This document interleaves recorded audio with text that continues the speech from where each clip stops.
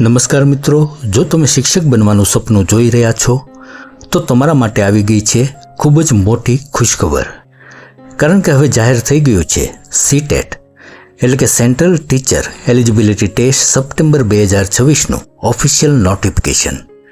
અને આજે આ વિડીયોમાં આપણે જાણીશું આ અરજીની તારીખ, પરીક્ષા તારીખ, ફી, લાયકાત, પરીક્ષાની સંપૂર્ણ પદ્ધતિ, સિલેબસ અને અગત્યની સૂચનાઓ વિશે સંપૂર્ણ માહિતી.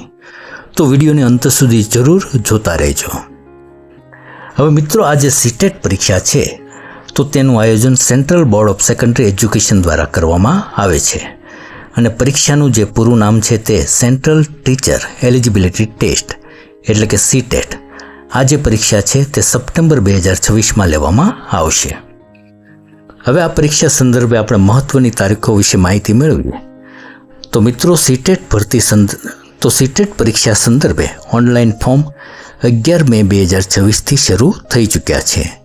અને આ સીટેટ પરીક્ષા માટે ઓનલાઈન અરજી કરવાની છેલ્લી તારીખ 10 જૂન 2026 રાખવામાં આવેલી છે. અને સીટેટ પરીક્ષા સંદર્ભે જે ફી ભરવાની હોય છે તે ફી પણ તમારે 10 જૂન 2026 સુધીમાં જ ભરી દેવાની રહેશે. તો મિત્રો, આ લાસ્ટ ડેટ છે તેને તમે ખાસ ધ્યાનમાં લેજો. અને આ સીટેટ પરીક્ષા છે તે 6 સપ્ટેમ્બર 2026 રવિવારના રોજ લેવામાં આવશે. તો આ પરીક્ષાની તારીખ છે તેને પણ તમારે ખાસ યાદ રાખવાની રહેશે. નોંધની બાબત એ છે કે ઉમેદવારોની સંખ્યા વધે તો આ પરીક્ષા 5 સપ્ટેમ્બર 2026ના રોજ પણ લેવામાં આવી શકે છે. હવે ઘણા એવા વિદ્યાર્થી મિત્રો છે કે જેમને સીટેટ શું છે તે માહિતીનો કદાચ ખ્યાલ ન હોય. તો સીટેટ એટલે કે સેન્ટ્રલ ટીચર એલિજિબિલિટી ટેસ્ટ. વિદ્યાર્થી મિત્રો, આ ધોરણ 1 થી 8 સુધીના શિક્ષક તરીકે નિમણૂક માટે આ પરીક્ષા ખૂબ જ મહત્વપૂર્ણ માનવામાં આવે છે. આ પરીક્ષા પાસ કર્યા પછી તમે તેમજ સીબીએસઈ સાથે સંકળાયેલ જે અન્ય શાળાઓ છે તેમાં શિક્ષક ભરતી માટે આ પાત્ર તમે બની શકો છો. ટૂંકમાં કહીએ તો કેન્દ્ર સરકાર હસ્તકની જે કેન્દ્રીય શાળાઓ છે તેમાં તમારે જો પ્રાથમિક શાળાની અંદર શિક્ષક બનવું હોય તો આ સીટેટ પરીક્ષા તમારે પાસ કરવી જરૂરી છે. હવે મિત્રો, સીટેટ 2026 પરીક્ષાની આપણે લાયકાતની માહિતી મેળવીએ. તો લાયકાત મુખ્યત્વે જે national council four teachers education એટલે કે એનસીટી દ્વારા નક્કી કરવામાં આવી છે. હવે સરળ ભાષામાં સમજીએ તો સીટેટ પરીક્ષાની અંદર જે પેપર 1 એટલે કે ધોરણ 1 થી 5માં તમારે શિક્ષક બનવું હોય તો સીટેટનું પેપર 1ની પરીક્ષા તમારે આપવાની હોય છે. તો સીટેટમાં પેપર 1 માટે ધોરણ 12 પાસ ઓછામાં ઓછા 50% માર્ક્સ સાથે પાસ કરેલ હોવું જોઈએ. તેમજ ઉમેદવારોએ ડિપ્લોમા ઇન એલિમેન્ટરી એજ્યુકેશન અથવા તો પીટીસીનો જે 2 વર્ષનો કોર્સ છે તે કરેલો હોવો જોઈએ. અથવા તો ધોરણ 12 પાસ ઉપરાંત ઉમેદવારોએ બેચલર ઓફ એલિમેન્ટરી એજ્યુકેશનનો જે 4 વર્ષનો ઇન્ટિગ્રેટેડ બીએડનો કોર્સ છે તે કરેલો હોવો જોઈએ. અથવા તો ધોરણ 12 પાસ ઉપરાંત સ્પેશિયલ એજ્યુકેશન ડિપ્લોમા એટલે કે જે દિવ્યાંગ બાળકો છે તેના શિક્ષક બનવા માટેના જે ડિપ્લોમાના કોર્સ છે તે ડિપ્લોમા કોર્સ પાસ કરેલો હોવો જોઈએ. અથવા તો ઉમેદવારોએ ગ્રેજ્યુએશન સાથે ડિપ્લોમા ઇન એલિમેન્ટરી એજ્યુકેશન અથવા તો બીએડનો અભ્યાસક્રમ કરેલો હોવો જોઈએ. તો સીટેટ પેપર 1 એટલે કે ધોરણ 1 થી 5માં શિક્ષક બનવા માટે આ જે પેપર 1ની પરીક્ષા લેવામાં આવે છે તો તેની માટે આ લાયકાત જરૂરી છે. હવે સીટેટ પેપર 2 એટલે કે ધોરણ 6 થી 8માં તમારે પ્રાથમિક શાળામાં શિક્ષક બનવું હોય તો પેપર 2ની પરીક્ષા તમારે પાસ કરવી જરૂરી છે. પેપર 2 માટે આપણે લાયકાત જોઈએ તો ઉમેદવારોએ ગ્રેજ્યુએશન કરેલ હોવું જોઈએ.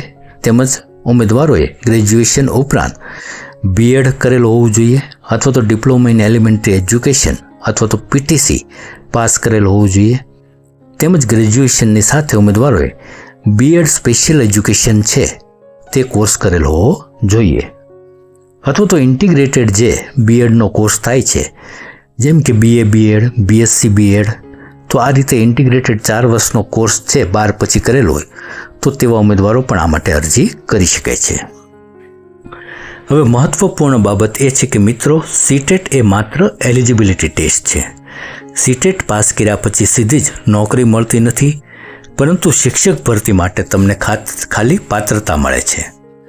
એટલે કે નવોદય વિદ્યાલય સંગઠન અથવા તો કેન્દ્રીય વિદ્યાલય સંગઠન દ્વારા જ્યારે પણ કેન્દ્રીય વિદ્યાલયોમાં શિક્ષક માટે ભરતીની જાહેરાત બહાર પડતી હોય છે ત્યારે તમે જો ધોરણ 12 પાસ તેમજ પીટીસી કરેલ હોય અથવા તો ગ્રેજ્યુએશન તેમજ બીએડ કરેલ હોય તો આ રીતે શિક્ષક તરીકેની જો લાયકાત ધરાવતા હોય અને સાથે સાથે તમે સીટેટ પાસ કરેલી હોય તો તમે તે ભરતી સમયે ત્યાં અરજી કરી શકો છો.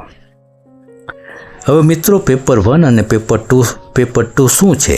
તો પેપર 1 છે તે ધોરણ 1 થી 5માં શિક્ષક બનવા માટે પેપર 1ની પરીક્ષા ઉમેદવારોએ પાસ કરવી જરૂરી છે.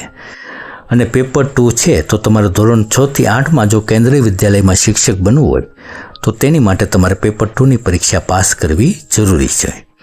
જો તમે બંને લેવલ માટે પાત્રતા મેળવવા માંગતા હો તો તમારે બંને પેપર પણ આપી શકો છો અને તેની પરીક્ષા પણ પાસ કરી શકો છો. હવે મિત્રો આ પરીક્ષાની આપણે માહિતી મેળવીએ તો પરીક્ષાનો સમય છે તેમાં પેપર 2નો સમય સવારે રહેશે, એટલે કે સવારે 9:30 થી 12નો પેપર 2નો સમય રહેશે અને જે પેપર 1 છે તેનો સમય બપોરે 2:30 થી 5નો રહેશે. હવે પરીક્ષા પદ્ધતિની આપણે માહિતી મેળવીએ તો મિત્રો સીટેટમાં તમામ પ્રશ્નો MCQ એટલે કે હેતુલક્ષી પ્રકારના હશે. દરેક પ્રશ્ન 1 માર્કનો રહેશે અને સૌથી મોટી ખુશખબર એ છે કે આ પરીક્ષામાં કોઈ નેગેટિવ માર્કિંગ હશે નહીં. તો આ બાબત પણ તમારે ખાસ ધ્યાનમાં રાખવી. હવે પેપર 1ના સિલેબસને આપણે સમજીએ તો પેપર 1માં કુલ 150 પ્રશ્નો રહેશે. આ 150 પ્રશ્નોમાં આપણે વિષયોની માહિતી મેળવીએ તો ચાઇલ્ડ ડેવલપમેન્ટ એન્ડ પેડાગોલોજીના કુલ 30 પ્રશ્નો, મેથેમેટિક્સના કુલ 30 પ્રશ્નો, એન્વાયરમેન્ટલ સ્ટડીઝના કુલ 30 પ્રશ્નો અને ભાષા 1ના 30 માર્કના પ્રશ્નો અને ભાષા 2ના કુલ 30 પ્રશ્નો.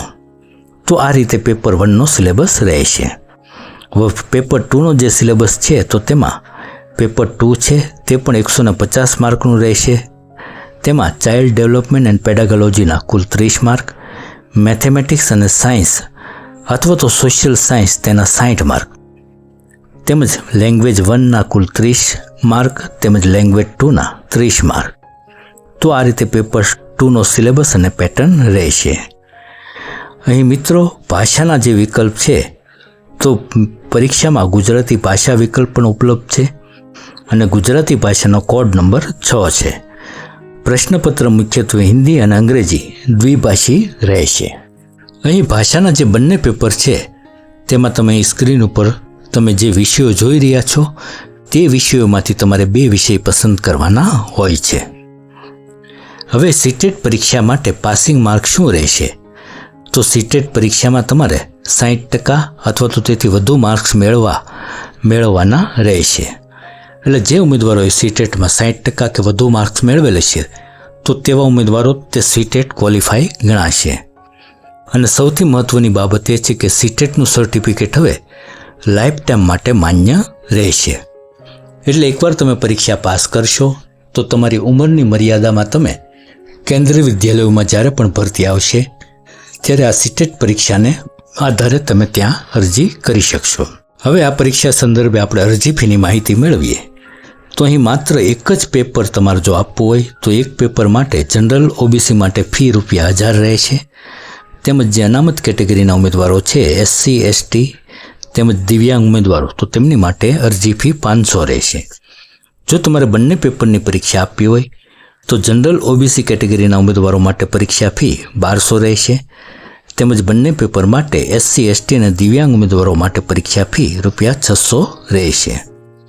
અહીં જે પરીક્ષા ફી છે તે તમારે ઓનલાઈન માધ્યમથી જ ભરવાની રહેશે.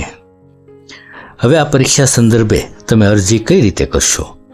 તો તમારે આ પરીક્ષાની સંપૂર્ણ માહિતી મેળવવી હોય તેમજ આ માટે ઓનલાઈન અરજી કરવી હોય તો તેની માટે જે સીટેટની વેબસાઇટ છે citet.nic.in આ વેબસાઇટની તમારે વિઝિટ કરવાની રહેશે. મિત્રો આ વેબસાઇટની લિંક પણ મેં નીચે ડિસ્ક્રિપ્શનમાં મૂકેલ છે, ત્યાં ક્લિક કરીને પણ તમે આ વેબસાઇટ છે તેની વિઝિટ કરી શકશો. તો મિત્રો જો તમે ભવિષ્યમાં શિક્ષક બનવા માંગો છો તો સીટેટ તમારા માટે ખૂબ જ મહત્વપૂર્ણ પરીક્ષા છે. તેથી સમયસર અરજી કરી દેજો અને તૈયારી તેની આજથી જ શરૂ કરી દેજો. જો આ માહિતી ખરેખર તમને ઉપયોગી લાગી હોય તો વિડીયોને લાઇક કરજો, શેર કરજો અને અમારી કરિયર માહિતી યુટ્યુબ ચેનલને સબસ્ક્રાઈબ કરવાનું ભૂલતા નહીં. તો ધન્યવાદ મિત્રો. ફરી પાછા આવી જ અગત્યની કારકિર્દીલક્ષી માહિતી સાથે મળીએ. ત્યાં સુધી રજા આપશો. જય હિન્દ, વંદે માતરમ. હંમેશા ખુશ અને હેલ્ધી રહો એવી ઈશ્વરને પ્રાર્થના.